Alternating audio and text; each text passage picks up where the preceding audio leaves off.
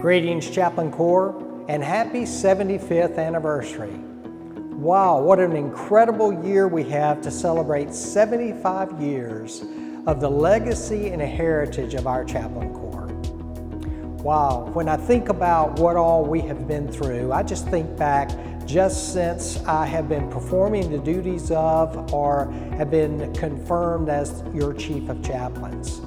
And I think about the COVID operations that we were in with the shutdown and how we tried to work through managing the COVID-19 coronavirus, how the mandate for the vaccines took place.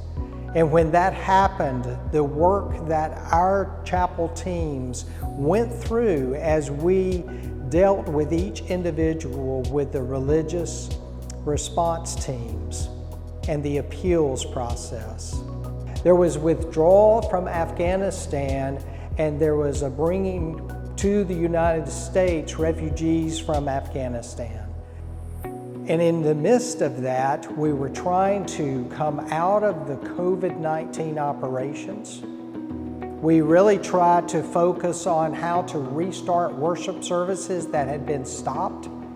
And how do we do this next chapter of ministry post-COVID? And through this, there have been wars that have emerged in Europe and the Middle East. There have been many of our individuals that have been placed in harm's way in support around the globe. And also there have been many casualties that have been targeted. There have been many individuals that have been caught up in the wars and the skirmishes. And we as a Chaplain Corps have strived to take care of all people. And it has been a great challenge and it's a great opportunity. And who better than the Chaplain Corps to care for airmen, guardians, and families more than anyone thinks possible. But as I think about where we are headed as a Department of the Air Force, and as we look at reorganization, how to design the force to present our forces for war, it's going to change the way perhaps our installations are structured and organized and how we actually deploy our troops. And through that, our Chaplain Corps must make those adjustments. So I've asked our staff, our headquarters staff, anything dealing with personnel, policy, plans, and programs to slow down as we work with the Department of the Air Force. So I'm asking you, take a deep breath.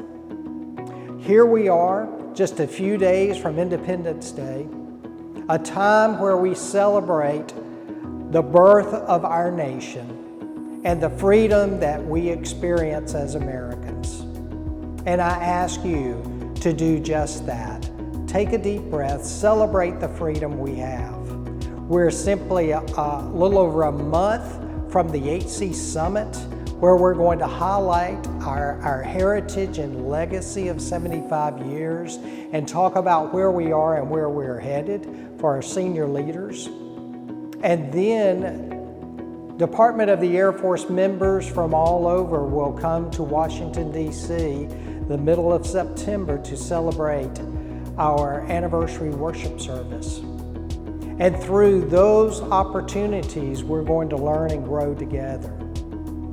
But really at this point, what I'm asking you is to take a deep breath. Take a look at your teams. Take a look to your right, left, in front of you, behind you. Look at your team members. How are they doing? Are they struggling? Do they need to take a knee? Do they need to recoup? Do they need to re-energize their soulful spirit? How can we care for our teams better than ever?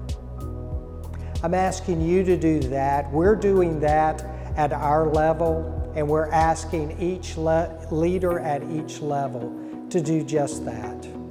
So will you accept this challenge? as we slow down and prepare, as we care for our teams, let's do the absolute best we can do to be ready, to ensure our teams are ready, not just for the fight or beyond the fight or our time in uniform, but we're ready all the way through into the next chapter of our life. That is spiritual fitness in action. And I ask you to join me in doing just that. With that, I hope you have a wonderful day, and God bless you.